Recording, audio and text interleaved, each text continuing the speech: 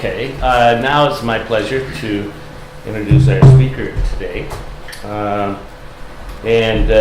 Our speaker is Professor Carlos Vélez-Ibáñez, who took his degree and PhD degree in anthropology from the University of California.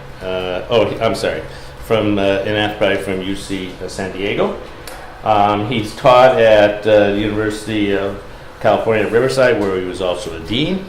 And presently, he is both emeritus from the University of California at Riverside, as well as Regents professor of the School of Transborder Studies at Arizona State University, and also has the other title of Motorola Presidential Professor of Neighborhood Revitalization at Arizona State.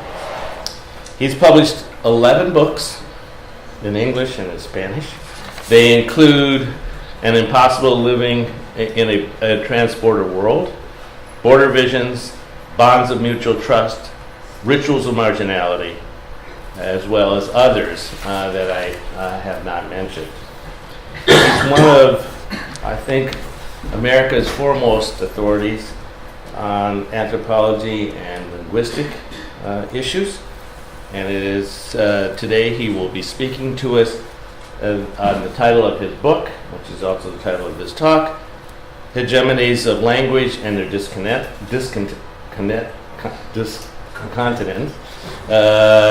the Southwest North American region since 1540. Please join me in welcoming Professor Vélez.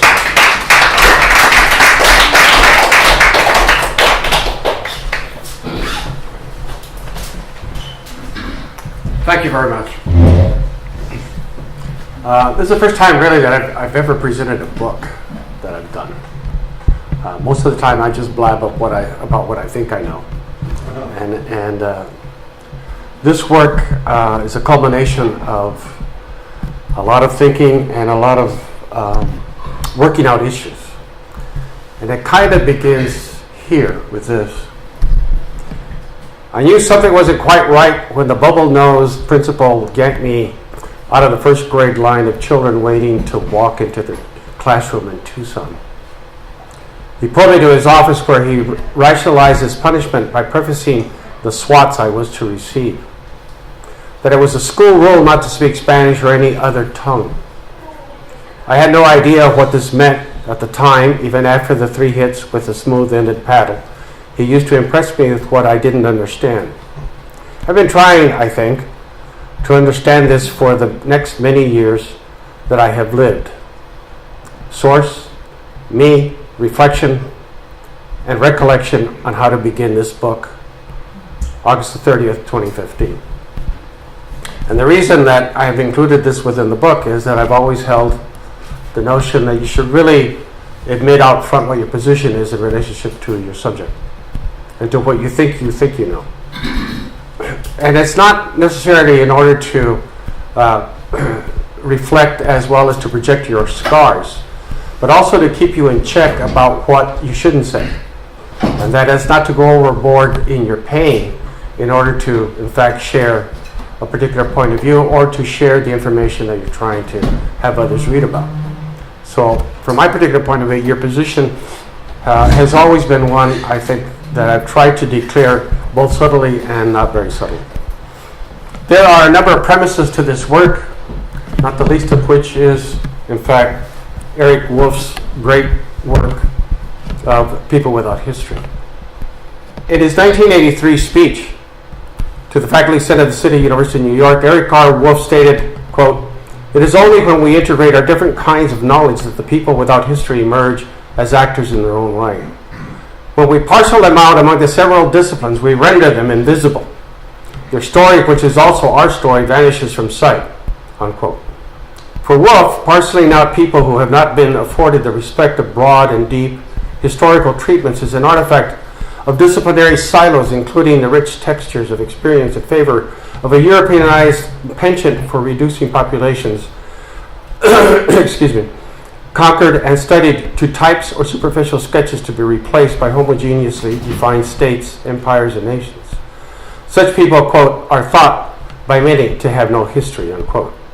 From the point of view of this book, such a process is also deeply tied to removing the manner in which hidden populations communicated with each other like themselves and with others not unlike themselves. This is an attempt to render such populations mute without the ability to talk back, and therefore guarantees their absence from a more nuanced and enriched narrative, all buttressed by seeing man moralizations. So that the book title itself has very much to do with how we approach this entire process. And so I have some basic kind of theoretical orientations about the distributions of hegemonies and their discontents. By distribution of hegemonies, I mean the multiple and unequal dissemination and the use of coercive actions of violence, mechanisms, mediums, events, methods, and ideologies by which impositions are delivered by imperial or national authorities in order to control and or exploit the population undergoing such processes. These are mitigated, as Foucault would suggest, by a whole field of responses, reactions, results, and possible inventions may open up, unquote. Thus, the distribution of discontents refers to the multiple and varied and complex expressions of struggles mirroring the process of hegemonic distributions and are as diverse. They encompass from passive non-responses to seeming domination, appropriation, and ownership to physical and symbolic violence and rebellion. Thus, most well known in the region is the use of Spanglish, for example, which I would regard as a kind of discontent, and may be termed as a kind of fractal recursivity, as Sentaya in the use of Spanglish defines as the case of Spanglish as the alternation of several dialects of Spanish and English, so challenges the notion of bounded languages and identities, that any effort to halt the crossing of linguistic boundaries as foolhardy as the proverbial finger in the dike. I would contend that if hegemony and their ensuing struggles and discontents were operationalized, and I leave this to graduate students to try to do, because I'm not going to do it, these could be treated statistically to understand the diversity of impacts and the resulting opposition and or adaptations and adjustments. That's an interesting kind of way of looking at the notion of hegemonies. That is, the hegemonies, when you have hegemonies, these are distributed over time and space and place. And they're not homogeneous because most impositions and most hegemonies are in and of themselves contradictory. They're filled with their own defeat in many ways. So, and the discontents, the reflection of that imposition, are themselves as varied as well. So these are arcs of hegemonies and arcs of, in fact, discontents. And I would love to see somebody statistically try to provide some kind of operational method to treat that. But I'm old and crotchety, and I'm not going to do that. The central thematic is the seeing man syndrome, in order to look at what I'm going to be talking about. A legalized position of innocence rationalizing imperial, national, or colonial impressions of power. Control and linguistic and cultural erasure or accommodation without permission. Arcs of hegemonies of language and their discontents are hydra-headed, contradictory, fragile, and with seeming resolutions by violence. Persuasions is their opposite. Negotiations, revolt, appropriations, and reliance. And after 500 freaking years, we have the sanctuary of Chimayo of New Mexico seeming to innocently represent the result.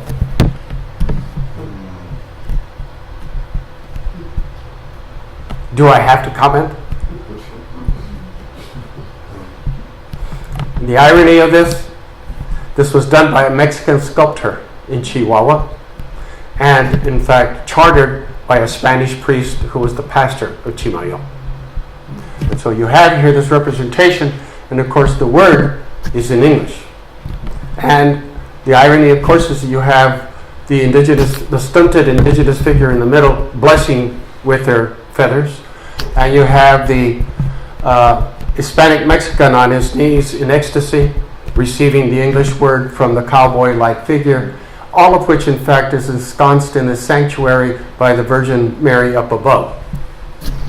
Now, the only problem with that is that perhaps not 300 years before, it would have been the Spanish Mexican reading Spanish to the indigenous person.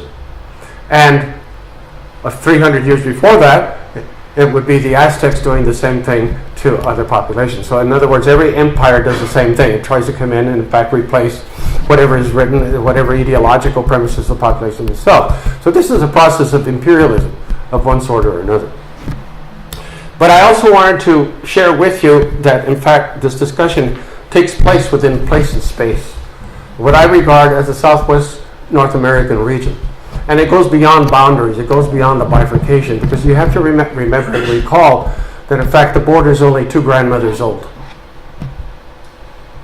And everybody looks at the border and they say, the border's there. And now we have this triumphant position in regard to the border of trying to put up a wall. What you have basically here is you have an ecological system that in fact for thousands of years has been provided either sustenance, different modes of production over the last at least 13 to 15,000 years by different populations and different formats. But this can't be just held as only an ecological region, because what you have here is in fact trade and exchange systems going on for at least since 300 BC. So you have here a region that in fact was not only populated, but was a fantastic trade and exchange system. And I can't take too much time here, but I will like to have you note that you have this trade and exchange systems going both south and north. One of the reasons that we know that we have this trade and exchange system, one going right smack up the middle by the Sierra Madre, the other in the coastal areas here, and another one going also almost into the area of the middle United States, and exchange relations going back and forth. And one of the reasons that we know this is the case, because you can find in fact turquoise from Los Cerritos mines here all the way down here in Chalchihuitas. And the reason we know that, if we treat it to, in fact, bombardment kind of X-ray methodology, you can find out, in fact, what the fingerprint of the minerals are. And so you find turquoise right here, which itself was a turquoise center, and we find turquoise from here all the way up to Cerritos. So we know there was this sumptuous exchange of turquoise going on north and south as well. And there are a number of other reasons for it. That's all, the Quetzalcoatl myth and all of that shows all the way up here in the Kivas among the New Mexicans as well. And there are an awful lot of indications. As well as you have probably one of the great family systems of this whole region here, which is Uto-Aztecan. And there are different versions of Uto-Aztecan, of course. But the interesting part about this is that Jane Hill, for example, is pretty well established that you have linguistic connections here with Uto-Aztecan here. What's interesting about it is that Proto-Mesoamerican Uto-Aztecan is older than Northern Uto-Aztecan here. So the sub-languages, for example, that are spoken, such as Hopi, Pima, all the rest, are in fact subsets of Northern Uto-Aztecan here. So one has to then kind of speculate, how the heck did they get up there? Well, at least 2 or more people went up there. But you also had all sorts of sumptuous items going back and forth here, and also going across.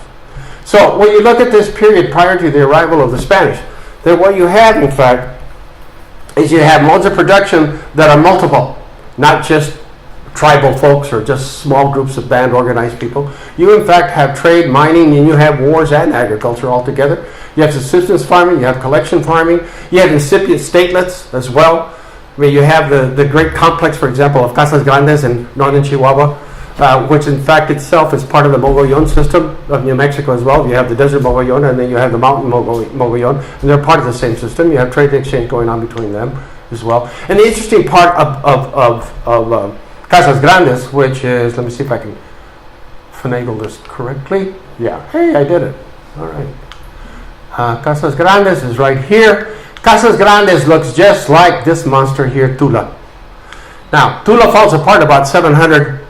Casas Grandes arises by 900. And they look almost the same. The other interesting part about this is that just in the state of Arizona, there are over 154 ball courts, Mesoamerican ball courts. And it's basically the same game that's played with variation ideologically, but basically it was between clans. So you have this process then of trade and exchange, and also both ideological and linguistic relationships going on. The other thing is that you find, for example, even up here in Chaco Canyon, especially, you have caches of the scarlet macaw, of the parrot. And that scarlet macaw can come all the way down from Casas Grandes, which itself comes all the way down here by southern Coahuila as well. And these were taken in small cages when they were very young. So some of the birds that were excavated here as well as up here, these were between 10 and 12 months old. They weren't mature birds. And by the time you see the birds up here, these are all mature birds. Right? So you have this trade and exchange system going on quite continuously. Now, most of the great complexes like Casas Grandes, as well as the Hohokam in this particular area, and the Mogollon, they pretty well fall apart. They fall apart by the time the Spanish get there, by around 1200, 1300. So, nevertheless, what is interesting about this is that this space and place which the Spaniards ran into had already been through a whole series of evolutions as well as devolution, if you want. You have, for example, it's highly likely that in fact in some of the complexes they just simply ran out of water. They ran out of, as well, they ran out of material goods. So when you look at Chaco Canyon up there and you do some basic excavations, what you find is in fact, if you look at the flora and fauna, especially the fauna, what you find is at about 4 meters, you find very large bones. And at the almost closer to the top, about 1 meter down, you find these little tiny bird bones. So what they were doing, they were running out of food to be able to support the entire complex. And you see this all the way through. And what's interesting about it is that the very irrigation systems that the Hohokam were using, for example, in Arizona, which had fallen pretty much apart, of course, and they were no longer used. The Mormons came in and re-excavated them and started using them. So you have the shift with the American entrada after the 19th century. You have these pre-Hispanic irrigation systems being used by Mormons in order to revive agriculture in the area. Okay. Now, so understand that what you have is this enormous fluidity and variation of, and you also have urban towns, complex centers, and all the rest. And the implications for the modes of production socially, culturally, and linguistically, of course, are enormous. And this is the usual kind of map that's provided to look at the various tribal peoples. But remember that an awful lot of these are recent tribes.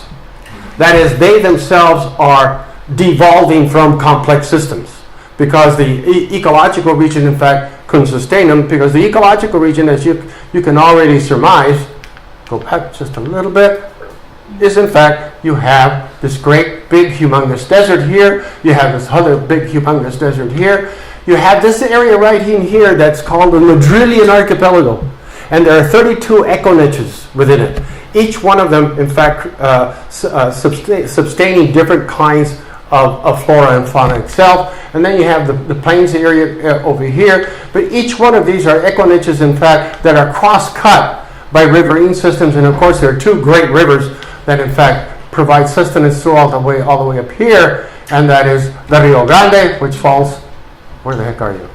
There you are. Falls all the way here, and then you have the Colorado, which falls right in here. And of course, for example, if you look at the waters in the Sea of Cortez here, you can't have, for example, shrimp in this particular area unless you have fresh water coming down the Colorado River itself, because you need fresh water in order for shrimp to gestate. Without fresh water, you can't have the gestation. So, and then, of course, the shrimp then moves down here, where, in fact, if you go to Mazatlan right now, you can have shrimp to your heart's content, but that's because, in fact, you have sufficient fresh water to mix in with salt water in order to have the shrimp gestated. But that problem with that is that's where we're running out of that because of agriculture as well. And agriculture is sucking all of that, as well as the contamination because of agricultural insecticides and pesticides as well. So that gives you a sense then of the complexity of the systems that we're really dealing with. So you can't look at this system as an empty space when the Spanish come in. And this is the usual representation, which from my particular point of view really does provide a kind of false representation. It provides a false presentation because it reduces basically the population that's here only to types, as if they had nice little boundaries between them. But as you will see, as a matter of fact, when you look at pre-Hispanic communication modes, and here's what I'm going to do a little bit of reading from, and by the way, I've never done this. Okay, I think it's boring as hell just to have somebody read. I'm going to try it a little bit, okay? Very little.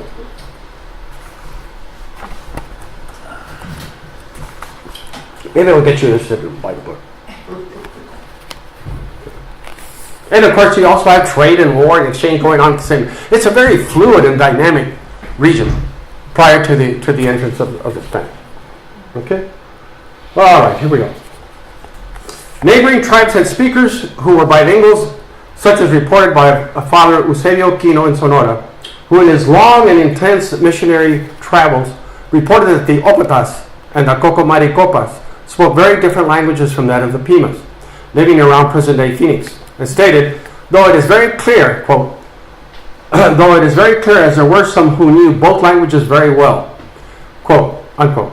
From Quino, we have an indication that native leaders were also likely to be bilingual when he describes how humans asked that he visit them, and that Quino spoke leisurely with his governor who knew very well both the Pima and Yuma languages. So bilingualism seemed to have been a very much practiced communication means, for the simple reason that you had trade and exchange going on. You have to remember that even though there were interesting warfare was not to annihilate your opponent. Many times warfare was in fact induced in order to get captives. You also have to recall that slavery in this entire region was part of the commoditization of human beings as well. As a matter of fact, the Paiutes served as brokers for slavery between the Southwest and the East Coast. There were some peoples from the plains as well as from the Pueblo areas who ended up on the East Coast as slaves. What years were those? We're talking here between probably 1300 and 1400. That was kind of the heyday of that. But see, even then, after the Spanish came in, those networks were used by the Spanish themselves. So slavery became kind of a commodity exchange between, for example, Comanches, Utes, Plains people, and also Navajos, and also Hispanic Mexicans of New Mexico as well. Carol Riley states that when Spanish explorers in the middle of the 16th century traveled up through Sinaloa, which is the state north of Sonora, and of course Sonora is the state north of what is now Arizona, right? The area directly south of Sonora, that they were in contact with, quote, people who spoke varying dialects, some of which were related to Aztec, and with considerable use of Nahuatl as far north as the Piaxtla River, which is north of present-day Mazatlan. Given that these explorers traveled with bilingual Nahuatl Spanish speakers from central Mexico, then communications was made much easier, and especially so in learning routes north, water availability, and food resources, whether from hunting or traded or extracted from indigenous villages. In fact, as early as 1540, Francisco Vázquez de Coronado's penetration included 2,000 Indio amigos, Indian friends, 800 of whom were Nahuatl-speaking warriors and porters from central Mexico. Another 500 were recruited from Jalisco, Nayarit, and Sinaloa, and the rest from other places, for a total of 2,000 indigenous peoples, without whom the entire expedition could not have been carried out. So this is as early as 1540. However, there seems to be also the circumstance in which one language is well known over a wide area as a kind of lingua franca, like Pima, which is indigenous to Sonora.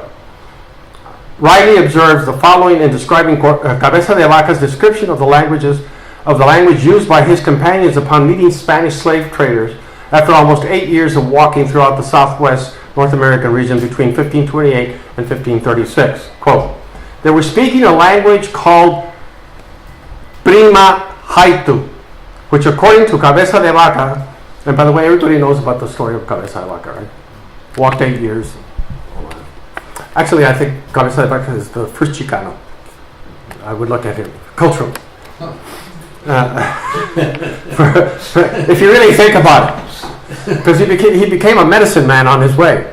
And here he was, this scion of Spanish nobility and all the rest of that. By the time he finished in Sinaloa, he's pretty much of a medicine man, as well as Estebanico, as well as the other two. Okay.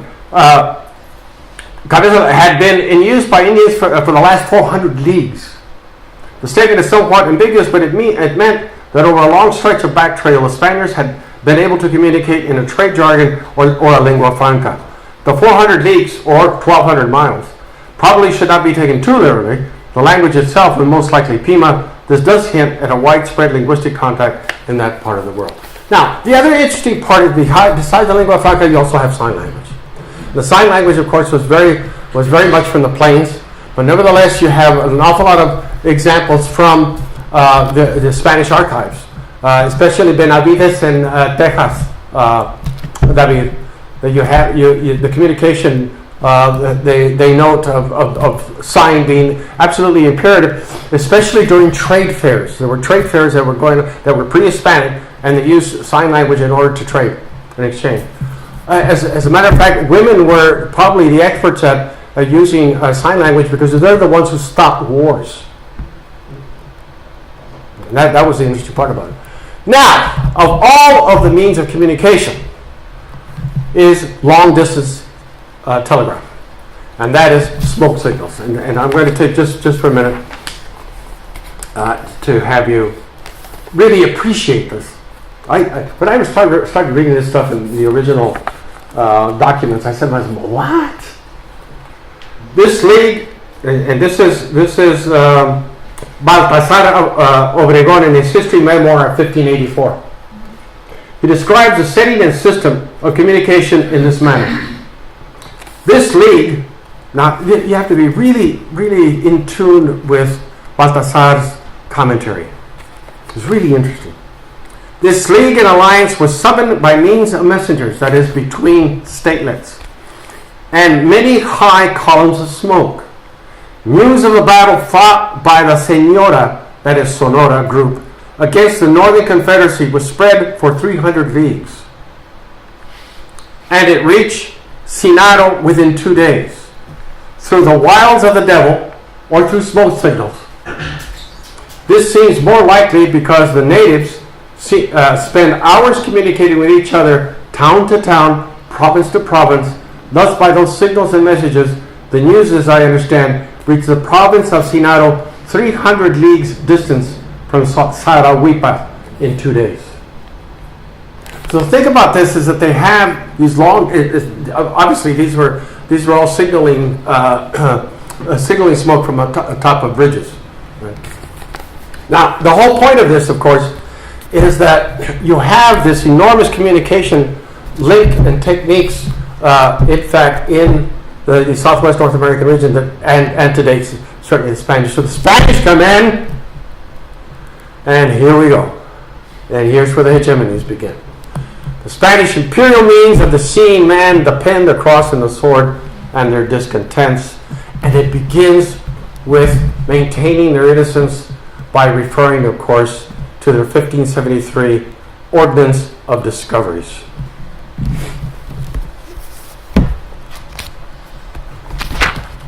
And I just absolutely adore this innocent representation of selves. Juan de Oñate, of course, crosses the Rio Grande, takes a cross, tacks it up on a tree, and they have a play as well. And the play is written by one of his captains.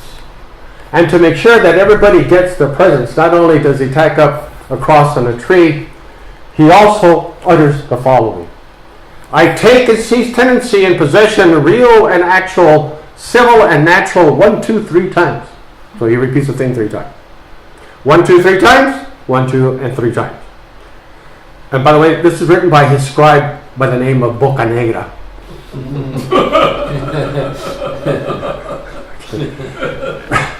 Which is ironic, right? We don't know where he came from. Yeah. And all the times that by right I can and should at this said Rio del Norte, without accepting anything, and without limitations, including the mountains, rivers, valleys, meadows, pastures, and waters, I in his name, I also take possession of all the other lands, pueblos, cities, towns, castles, fortified and unfortified, which are now established in the kingdoms of New Mexico, those neighboring and adjacent thereto, and those that may be established in the future. Now that is a huge swath of right. Now understand that in fact what you have is this ordinance of possession by Oñate, But that is preceded, I'm sorry, this is 1598, and let me get to the ordinance. All right. Ordinance of discovery. Having made within the confines of the province a discovery by land, pacified it and subjected it to our obedience, find an appropriate site to be settled by Spaniards, and if not, for the vassal Indians, so they be secure. If the boundaries of the settlement are populated utilizing commerce and ransom, go with vassal Indians and interpreters to discover their lands, and with churchmen and Spaniards carrying offerings and ransoms and peace. Try to learn about the place, the contents and quality of the land, the nations to which these people there belong, who governs them, and carefully take note of all you can learn and understand. Always send these narratives to the governor so that they reach the council, that is the Council of Indias. Try to bring some Indians for interpreters to the places you go where you think it will be most fitting. And by way of interpreters, speak with those from the land and have chats and conversations with them, trying to understand their customs, the quality and way of life of the people of that land. And disperse yourselves, informing yourselves about the religion they have.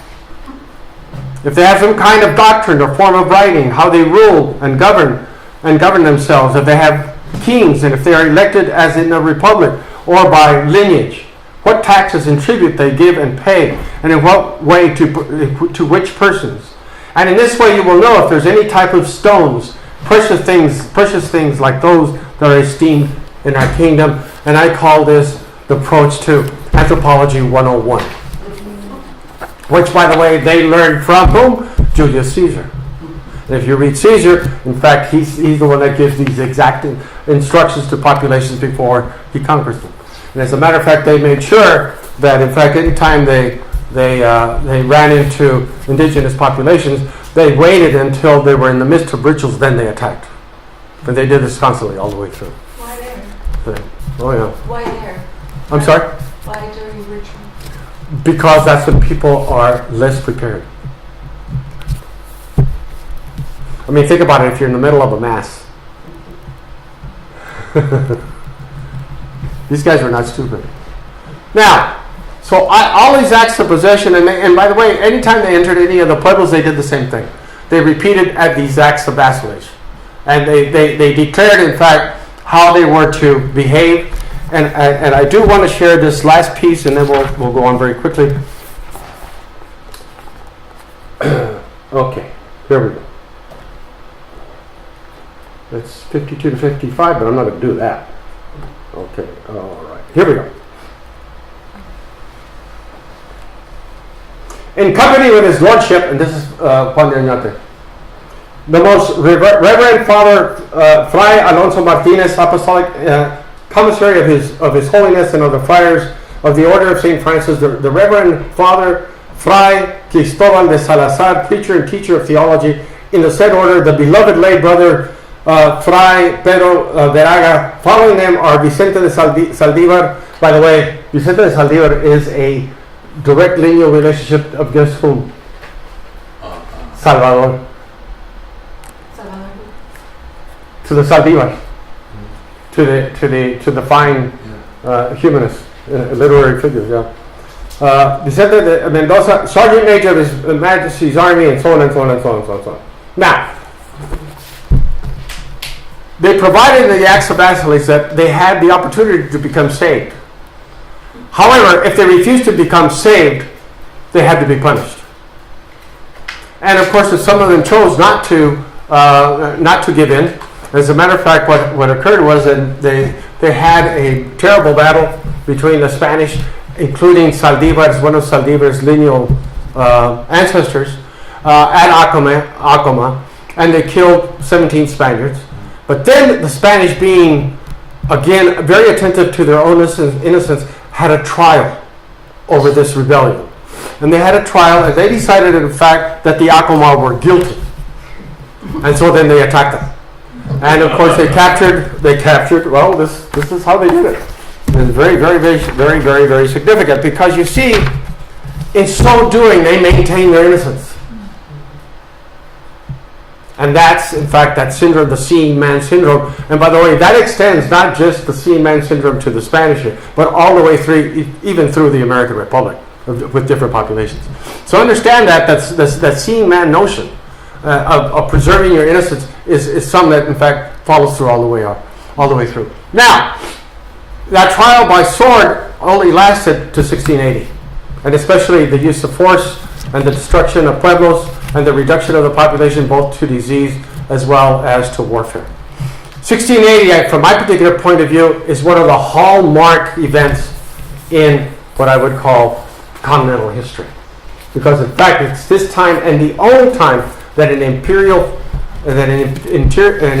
force was in fact removed by the indigenous persons themselves. And what's interesting about the Pueblo Revolt, this great discontent, it was not just by the pueblos of New Mexico. In 1680, what you have an alliance between Apache, Comanche, Ute, Navajo, and pueblos against the Spanish. And they wipe out basically all of the missions. They killed, I think it was 17 missionaries. They killed 400 settlers, and after a battle at Santa Fe, as a matter of fact, the Spaniards left and settled in and around what is now El Paso.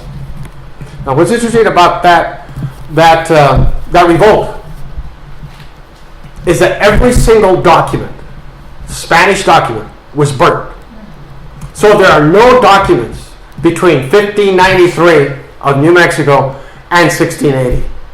None whatsoever. The only documents that are left are those in Madrid or in central Mexico. So if you want to really look for stuff from this particular period, they're very, very difficult to find. And you have to go to Sevilla or you have to go to Mexico City. So what Pope and the rest did was basically said, we're going to wipe out anything that has to do with Spanish, including the fact you are now going to change all of your surnames and all of your names back to your indigenous identities. So they wiped out their names. They burnt all the churches. As a matter of fact, one of the ways in which they made sure that the churches were defiled was to defecate on the crosses as well. And as well, they forbade the speaking of Spanish. So, understand what's really interesting about this is they had to speak to each other bilingually in their indigenous languages, not in Spanish. Okay, so you have, remember, Queres and Acoma themselves have languages that are not Uto-Aztecan. Okay, you have the Tewa, the Tiwa, and the Tona, which in fact are Uto-Aztecan, but you can't understand really Queres unless you're bilingual. The same thing with the Zia Acoma. So you have these variations in language. And these are called not the Tewa, Tiwa, Tona Uto-Aztecan subfamily, but the other two are considered isolates. So how can you have a language that's isolated? Especially, now here's the irony of Queres itself. Queres seems to be syntactically associated with a similar language that Purépechas speak in the middle of Michoacán. And that language itself is in fact associated with a Peruvian version of Queres. Now, how they got there, parachute, I have no idea. But you have these languages, in fact, probably are not isolated. They got there somewhere at some time during some historical period. We have no idea. Anyway, so what I'm trying to let you understand is that these are very complex systems. A few years later, 1693, de Vargas and his allies come back in, as well as Tlaxcalans. Now, what's interesting about this is the way in which de Vargas came back in. De Vargas comes back in 1693, reconquers New Mexico, but he brings with him probably one of the major figures who's not well known in any history is Bartolomé de Ojeda. And Bartolomé de Ojeda, in fact, had been a Zia priest and a Zia warrior. And in fact, Bartolomé de Ojeda was so courageous. He was wounded, I think, 11 or 12 times by the Spanish during the Pueblo Revolt. And he refused to die. That, in fact, the Spaniards saved him because they recognized a great warrior, and they took Bartolomé de Ojeda, who was a Zia warrior and chief, and took him back to El Paso, where, in fact, they treated his wounds and made sure that he continued to live. And then he was already bilingual by the time he got back from El Paso. And so he led de Vargas' troops back into New Mexico with a cross in front of him and with a feather in his left hand. And symbolically, this is the way in which, in fact, de Vargas was able to come back in without violence. And that's really interesting. But de Ojeda plays other kinds of roles. And I thought you might be interested in some of the other roles. And you'll love this. And this goes back to the idea that you have this heterogeneity of responses. This is Ojeda. As you get older, you can't see worth a darn. Okay. This is Bartolomé de Ojeda writing to the Vargas. Here you go. This is July the 1st of 1696. My soul will be glad if this letter finds your lordship very well, as I am thanks to be God. I remain to your lordship's order for whatever you may wish to command me. I am informing your lordship about what has happened to us around here. The soldiers left with the rest of the people from the pueblo. They want to attack the mesa where these enemies were. Then we tried to go out because there were many tracks going back and forth to San Juan Pueblo. As we were approaching, they came at us taunting, and we withdrew to level ground, which caused them to come out. The men fell upon them, and 40 died. With the prisoners, that make 42. I say this because the Indians who were curious about this counted them, and they never say there are more than there are. So as to inform our lordship, the entire gathering was made up of Acomas, Zunis, Moquinos, Navajo Apaches, Cochites, Tehuas, Tanos, and Gentes of San Juan. That young man who is going is from San Juan, and the other younger one is from Acoma. They reported how many there were and how the gathering, as I say, was ready to lay waste to Santa Ana Pueblo and the people who were in the milpas and carried their horses and livestock. All this, as they acknowledged, and had already been arranged among them. Nothing more occurs to me. May God help our lordship in the villa of Santa Fe, from your lordship, servant, and compadre, who kisses your lordship's hand, Bartolomé de Tejada de Ojeda. So what you have is, in Norway, I think there was a name for them, a quisling. So Bartolomé de Ojeda plays this crucial role in the reconquest of, in fact, of New Mexico. Now, Spanish, of course, was trying to be established as the main lingua franca, and they, in fact, tried, in part, I think they were successful. The only part was kind of contradictory, and this is why. Because although they reduced many of the missions, and many of the bands that they brought in, indigenous populations in California and Texas and in New Mexico. In New Mexico, they didn't have that much to do because, in fact, many of the missions, in fact, joined already pueblos that were already in existence. But nevertheless, what did occur is that their rituals were not taught in Spanish. They were taught in Latin. So therefore, it was very difficult for the indigenous populations to be able to use Latin as the basis of communication. So they had to turn that around, and in fact, they started having classes in Spanish as well as in more mercantile kind of functions as well. But the whole point of this is that you have very intermittent, in fact, a kind of training as well as education of the indigenous populations. And in many ways, that was to their benefit because, in fact, they weren't immersed in Spanish. Now, that sounds very familiar about immersion programs, especially among Mexican kids in the United States. They didn't exist. The point of this is that Spanish only, let me get to that particular point.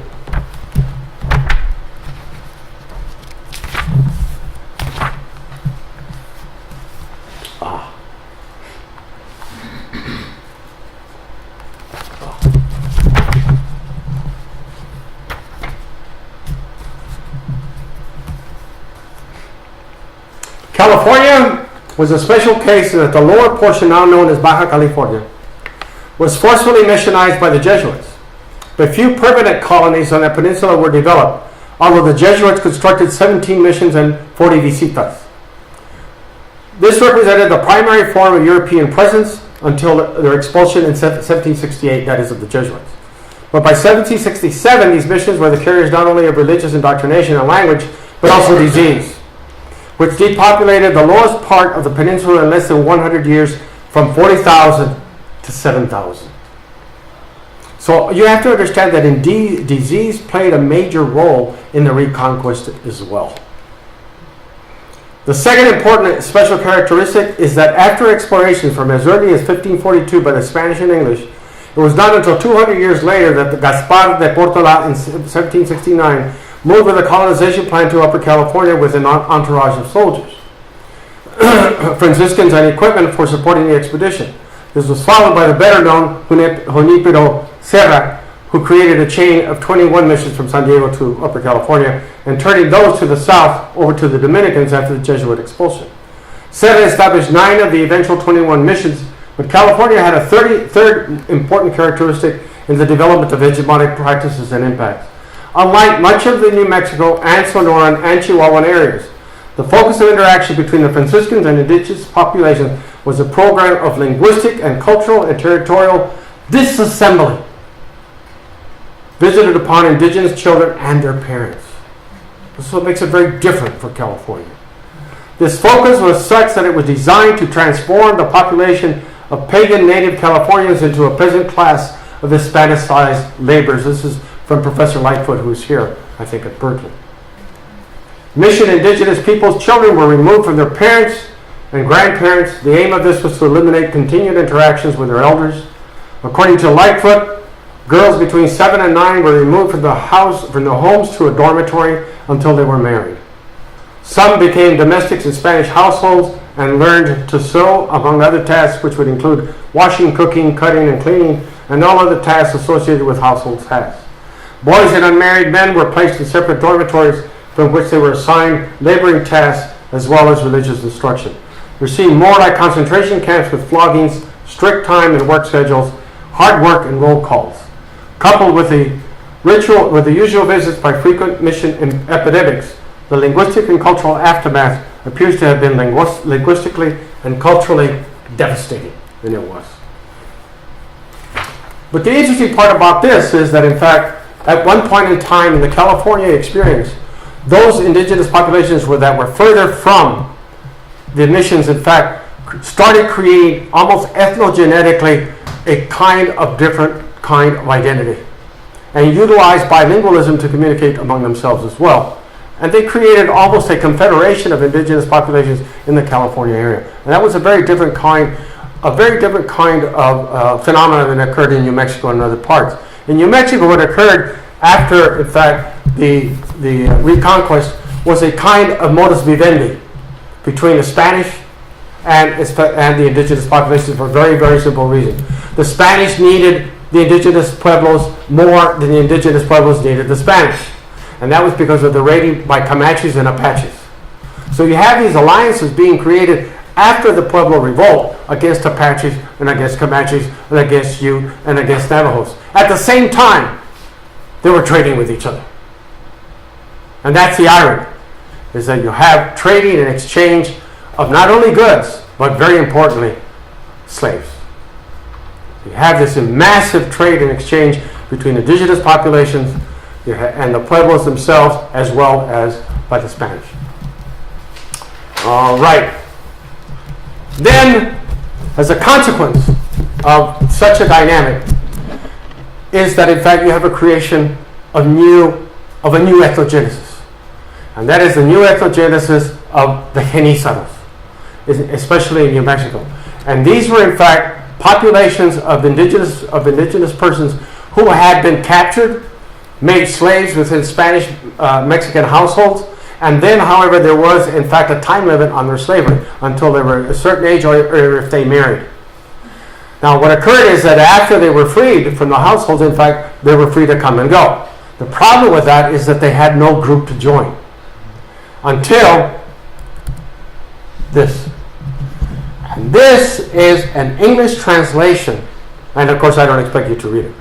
An English translation of a petition by Genízaros themselves to the Spanish governor in the 18th century, early 18th century.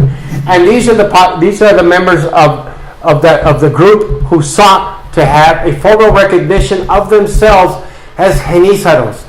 Now, colleagues, what is really important about this is the following. This petition is not signed by a Spaniard.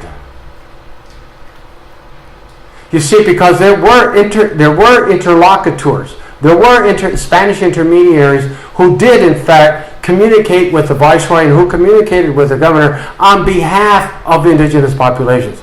They had that built-in status. This, on the other hand, was signed not by a Spaniard, but is signed all the way come down here at the very bottom. I can't leave here. I'm trapped by the microphone here. If you look down at the left bottom part, you see that says Genízaros and then rubric. This is signed Los Genízaros with a rubric, which provides you then a sense that what you're looking at is a document written by themselves, that is written by the Genízaros themselves, which gives you a sense of their identity. And these are the persons that they're talking about. And if you look at this very briefly, who are they? Antonio Jurún Casado, su mujer Teresa, sus hijos. Now here you don't have a tribal identity. Hijos, dos hombres y una mujer. And by the way, this is their spelling, so don't blame me. Okay? And then you have Sebastián Gallegos Human.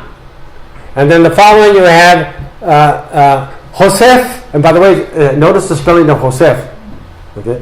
Josef Fernandez Human. And then down, the next person, Padilla, Panama. Next Padilla is Panama. Baca, Apache. And then Montoya. And then you have Antonio Apache, and so on and so on and so on and so on. So you have this, what is very obvious then, what you have here then is in fact a rise of a new ethnogenetic identity in New Mexico. As the aftermath of their disassembly, they come back, and as a matter of fact, eventually these Genízaros in fact do move into an abandoned town by the name of Abiquiu in New Mexico. And then they after a while that changes hands, Spaniards come back in, they leave, and Genízaros come back in. The point of this part of the presentation, I only have 5 minutes to wrap up, and you can read the book, is that in fact what you have is this dynamic process of identity formation, of dislocation and reassembly as well. So when we look at hegemonies, we have to look at hegemony. What we have to do is interrogate the notion of hegemony constantly. And we have to interrogate as well the notion of discontent. That it's not just the good guys winning over the bad or the bad guys winning over the good. What you have is you have this assembly of strategies, tactics, and propositions and positions by which people are able to survive. Now, the rest of the book involves, in fact, this hegemonic process after the arrival of the United States and the impact, in fact, on indigenous populations as well as on the Mexican population itself, the creation of hegemonic practices as well as the seeing man syndrome, dividing populations according to types of linguistic needs that they may have, like ESL, SLL, and so on and so on. All of these categories that, in fact, are part of the innocent man proposition as well, because what it does is it reduces persons to little types. And whatever curriculum then follows that is, in fact, then exemplified in dumbing down their capacity, in fact, to learn well without really bilingual instruction. So, in a nutshell, that's hegemonies of language and their discontents. I thank you very much for your invitation, and I think that's about it. Y colorín colorado, se ha acabado.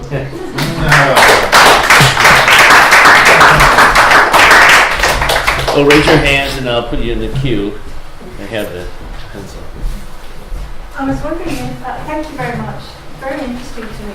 I was wondering if the north part of Mexico, the northwestern Mexico, did they have missions there? How did they subjugate what was the format they used to subjugate? That is chapter 3.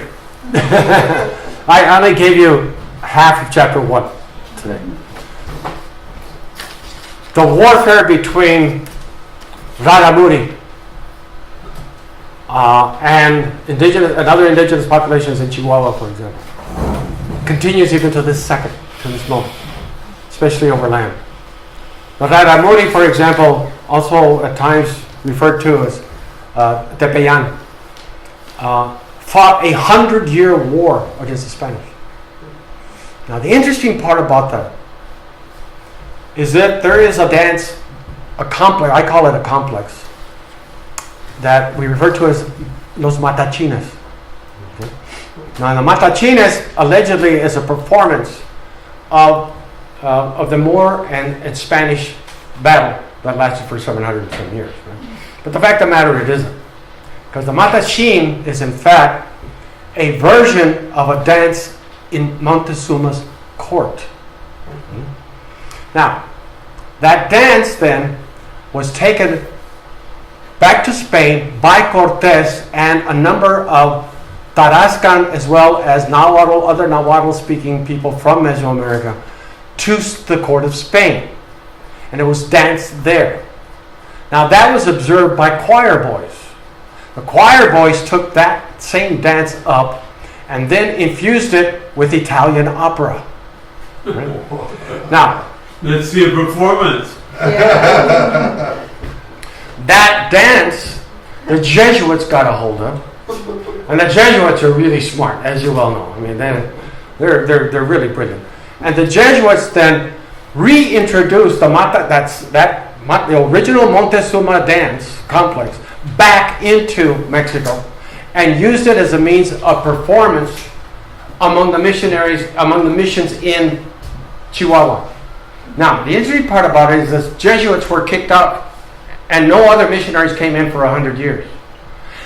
That matachine dance, which is considered an indigenous dance, however, it was original to Montezuma's court, then fluffed up with Italian opera and whatever it is that the choir boys did with that as well. And I'll just show you. This is a version of the Raramuri. This is the Raramuri version of this. Okay. That all of this in fact exemplifies Montezuma himself. Right? Now that particular dance then was used by the Raramuri without the missionaries, and they then appropriated it. Because in fact they were forbidden to do this dance inside of the church. With the Jesuits gone, they in fact moved it into the church. And they acquired then a very different kind of meaning to that dance that originated with Montezuma 200 years before. Now, here's the biggest mind blower.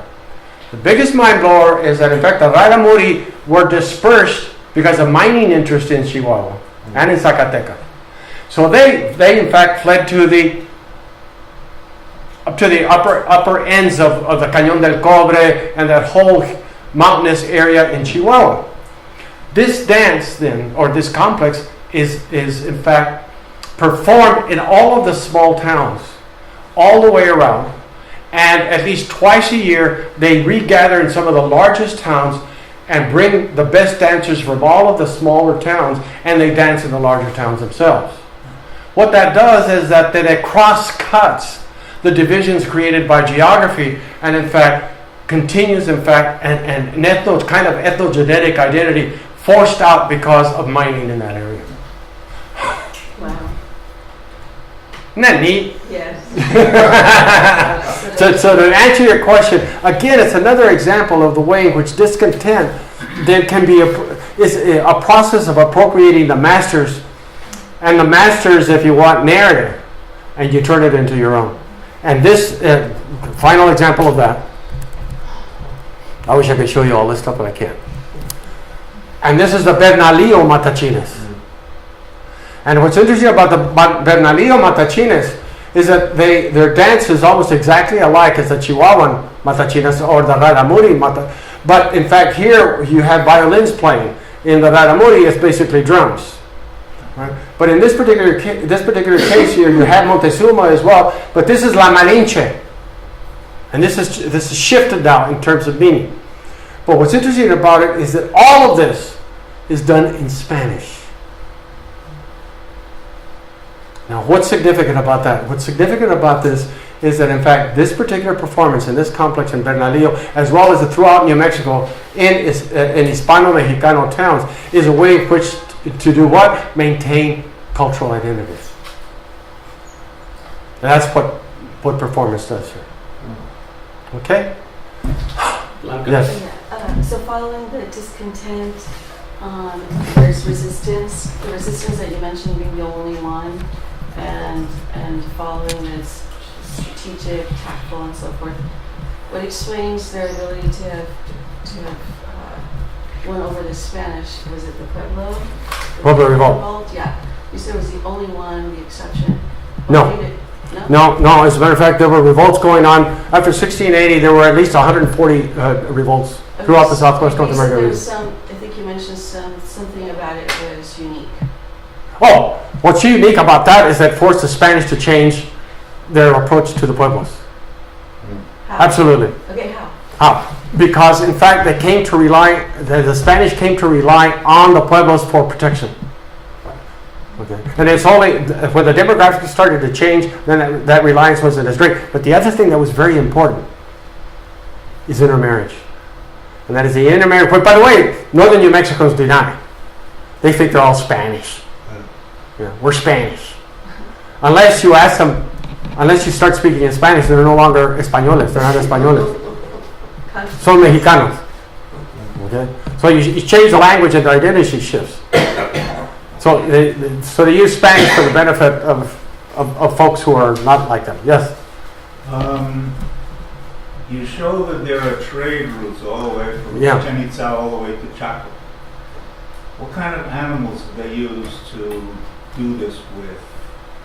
I mean, we have Two animals. We have the example of Blackfeet, for instance, the horses that ran Yeah, but that's away, Spanish. got Yeah. up there and established a That's right. commercial culture in Yeah, that's post 1540.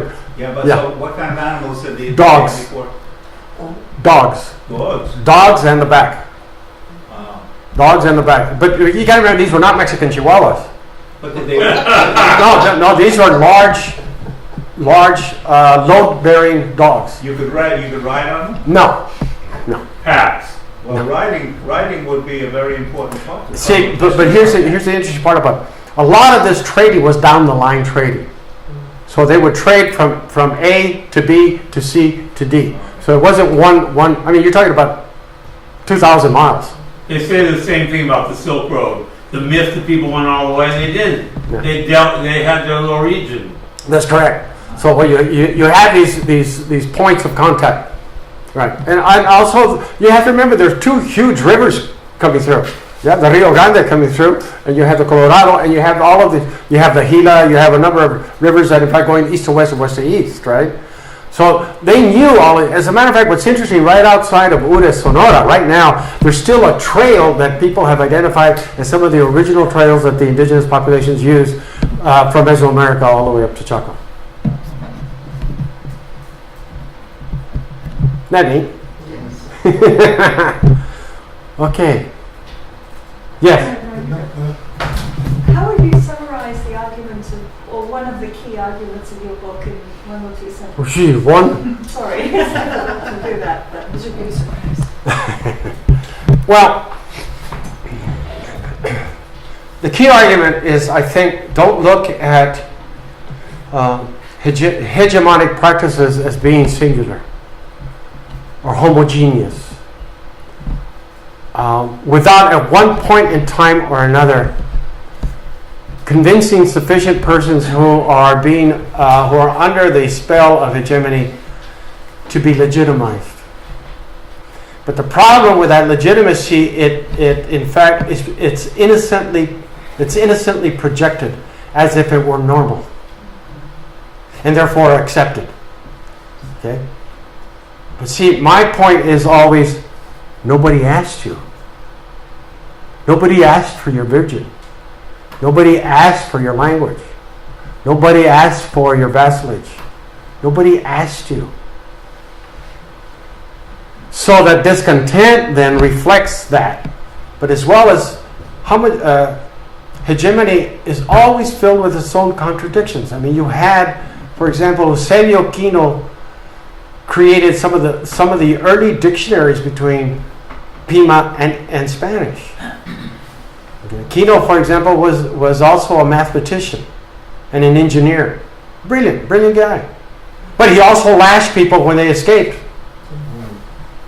See, so that contradiction, there's an inherent contradiction in oppression. There's an inherent contradiction in hegemony. But many times what happens is that people have to negotiate that, especially if you have a blunderbuss, as they did in New Mexico, aiming at you about to blow your head off. You have to negotiate that the best way you can. And Bartolomé de Ojeda negotiated that. And he became, as a matter of fact, the Zia external warrior. I hope that answers your question. That's the underlying. But we can apply the same logic to English only.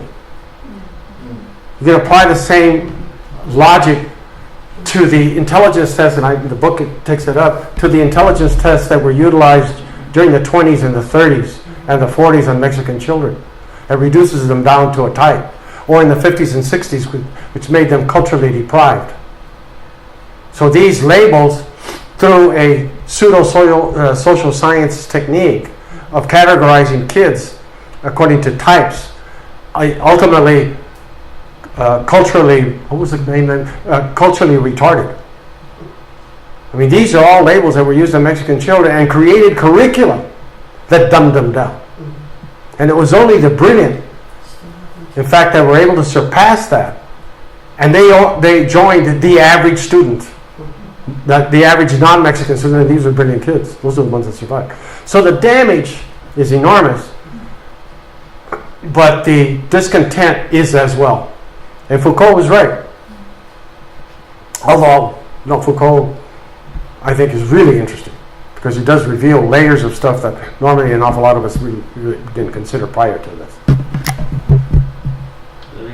Oh, I just wanted you, but in a sense you started doing that right now. You started out with that anecdote about when you were a child, and then we never left the 1540s. I mean, can you sort of... Because I ran out of time.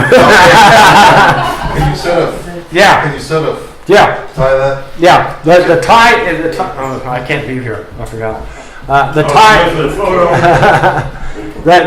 The tie is the historical reality of both the indigenous and Mexican populations. The indigenous populations, as you well know, were in fact forced to go to schools, boarding schools.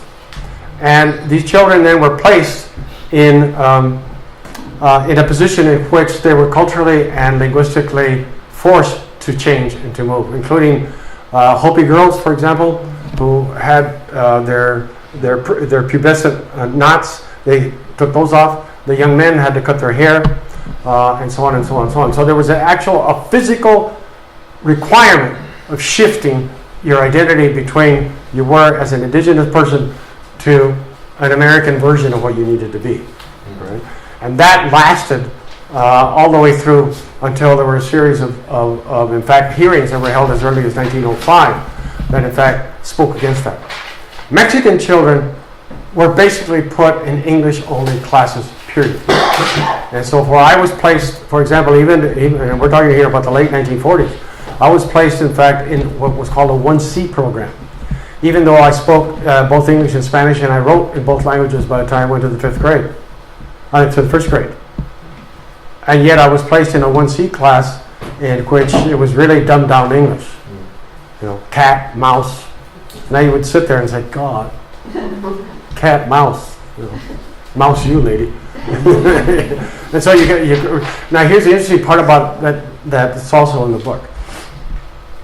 You got hit for every word of Spanish that you spoke.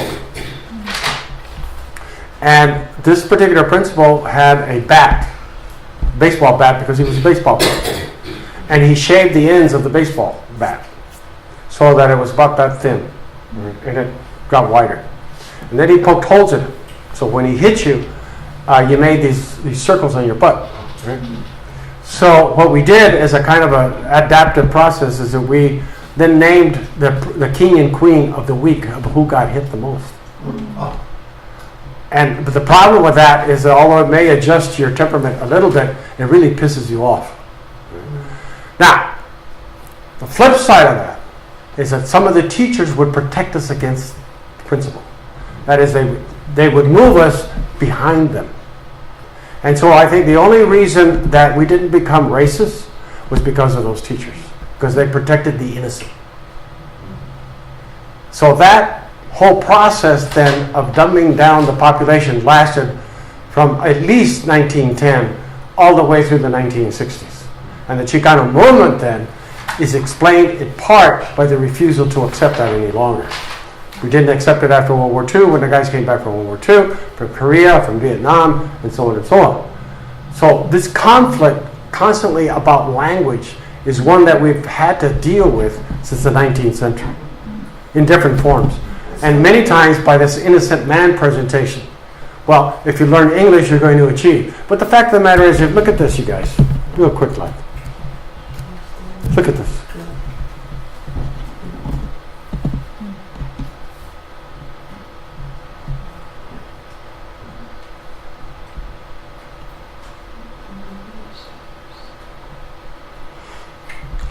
Look at Texas. Yeah. 1899, 2011. Look at California.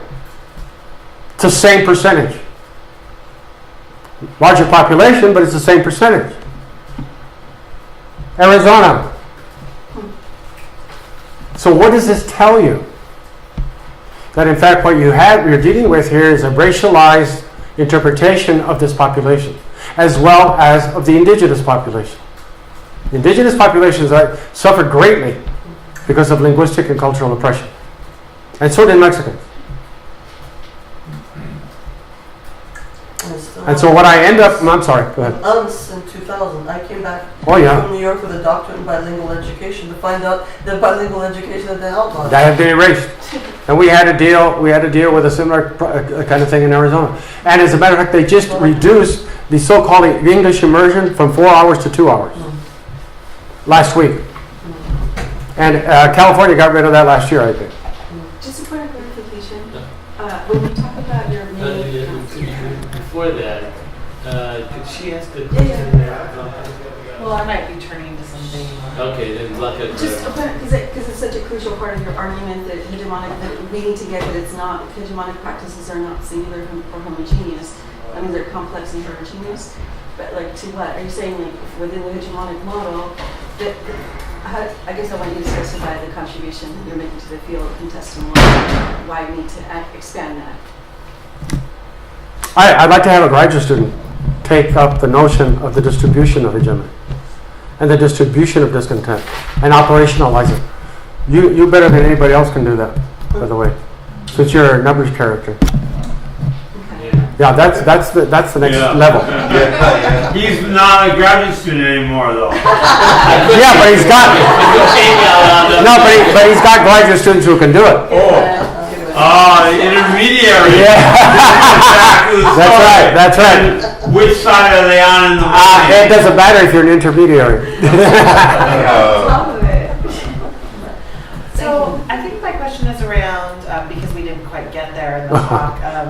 We only got there's only a third, that's it. Of course, yeah. So the moment when there's this shift from sort of Spanish as this language of hegemony and then English becoming sort of the language of hegemony, and the processes by which that happens in relationship then back to sort of indigenous languages in relationship to both, and what that looks like, particularly because I think I teach a lot of indigenous education classes here at Cal, and I get a lot of Latinx and Chicanx students who come to my classes, and we talk about these connections between indigenous languages and Spanish, with Spanish having been sort of a language of hegemony, and then now sort of with indigenous language revitalization and conversation with bilingual education.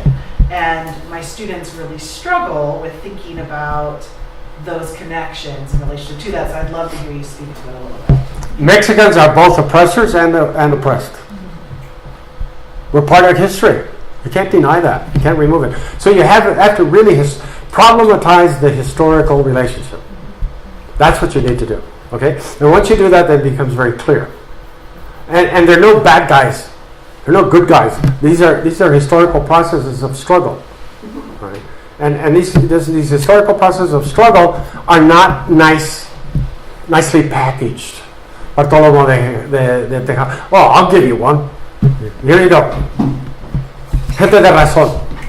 Pureza de sangre. Purity of blood. Right? The whole basis of the caste system. Right? So who's a great promulgator of that? Oñate. Right? So Oñate comes in 1593, casting himself as this great Castilian monarch and blah blah blah blah blah blah blah. But who is Bartolo? Who is in fact Oñate? Oñate is in fact, his father is Basque, not Castellano. His mother is a great granddaughter of Halabi, the great rabbi of Toledo. Now, here's another one. He marries Dolores, and I can't get it all together. Dolores Tejada. No. Something. De Cortés Montezuma. So his wife is the great granddaughter of Montezuma's sister.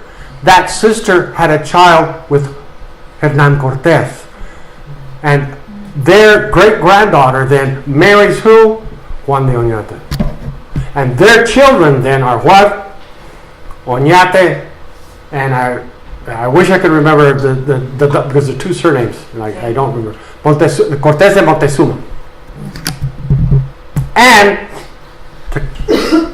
the irony, of course, is that the son, Santiago, moves in with Oñate in 1593. He comes with him, and he's only 12 years old, and he's got a little suit, little armor, and all the rest of that. He dies later on, but at age 21, he becomes one of the governors of Nuevo Mexico. And then he goes back to Spain, but he dies on the way back. That is historicizing the problem. Okay? That's the best answer I can give. Problematize the historical relationship of these populations. The way I begin, and of course, my classes, at least one of my classes, is with my own genetic map. And it's kind of crazy. Which, although I agree with Professor Sanchez that in fact is problematic because of the basis of the data themselves. These are all volunteers who are giving their genetic maps up. They're not really. It's not a randomized process. So, but let's say for the hell of it, it's at least statistical, maybe 0.05 more or less accurate. So in my particular case, it's 25% indigenous, right? And then you get 23% Italian, 24% Sardinian and Corsican, and then 25% Greek, and 24% Greek, right? 24% Greek, and 7% Jewish, and 4% North African. Now, what does that tell you? Well, if you look at the Mediterranean, it makes sense. Now, the variations, the genetic transmission and rates and all that may vary. I'm not interested too much in that. What I am interested is that what you have is that this shows, in fact, some kind of a mapping of a historical presence of this population. And the same thing with everybody else. So when you look at, in fact, New Mexico, which they say are somos españoles, right? And they do genetic analysis of populations there. And they did this at the University of New Mexico, where in fact David spoke, and they took samples of both indigenous populations as well as of Spanish Mexicans. And they found, in fact, that among Spanish Mexicans, 25% of the population was indigenous, and 75% was, in fact, European. When you looked at the indigenous sample, in fact, it was just the reverse. It was 75% indigenous, 25% European. So where's the pureza de sangre? Well, if you listen to me and you asked the question, I would have said it's a con job if you do those genetic things. No, but these were real. These were real stuff. Different from the ancestry and all that crap. Yeah. I think one of the things that I would say just before we leave, and we do have to leave, is interesting. It didn't get brought up, but I think it's a really important part of the study. It's actually partly in the book, and that is, language in some ways is the tail of the dog. And the dog is actually what group do you belong to, or you think you belong to, and will that group let you in? Yeah. And that's really important because there are rules about who's in the group and who's not in the group. And if you don't get chosen in the group, then what's your alternative? So, like for example, an Indian marrying a Spaniard. Now, you all think that the Indians are so open that they would say, okay, you can come back if you want, but that's not necessarily true. I was just wondering if you know, you're familiar with Ramon Gutierrez's book, Mhm. When Jesus Came, and I'm just wondering if I mean, religion, obviously, hegemony, religion must follow a parallel path. I mean, it must be linked to what you're talking about, because you're talking about matachines performances in New Mexico and so forth. So obviously, religion ends up playing a major role here. You know, not just learning language, but you know, which Yeah. God to pray to. I look at religion as a performance venue. Okay. Yeah, it's a performance venue. You see, the interesting part about it is, and here's where the contradiction is, the rituals were in Latin, which is meaningless. You can't speak Latin. Yeah. Right? But the instruction, the method of instruction for arithmetic and language was in Spanish, but that was very limited. So the language transmission mechanisms were themselves limited. So the indigenous population, I mean, what's interesting, I mean, think about the Acoma. They were attacked by the Spanish, you know, viciously. And a bunch of people's feet were cut off and so on. And then later Oñate's statue shows up, you know, in the 20th century, and they cut the feet off. But the whole point of that is, 2 years after the Spanish had devastated Acoma, Acoma was rebuilt. That's a fascinating part about it. That's the discontent part of it. But it does play an important role. But here's what's interesting. If you look at the Picuris matachines, they have two performances. One, a Spanish version, which they call the Spanish matachines, and then they have the Picuris matachines, and they're entirely different. So you have this negotiation, and many times thumbing their nose at the church by saying, look, not only can we do this dance as well as you can, but we're performing your dance and we're performing our version of that dance. And that's what I mean by this negotiated settlement. Well, it's time to come to an end. Join me in thanking President Rose. Thank you.